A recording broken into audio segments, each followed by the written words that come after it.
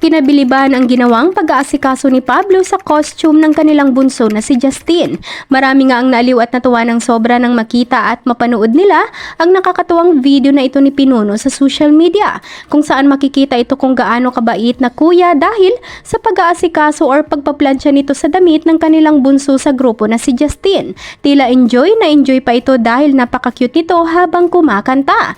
Ayon sa mga komento na bumilib ng gusto kay Pablo, sila na lahat mga awit na taga-ayos pa ng susuotin. Tiyaga nila, nakakabilib, hindi ako nagkamali na stand sila, sulit. Sang-ayon naman ang isa pang 80 na creator and take note, costume pa ng kagrupo niya yung pinaplansya niya.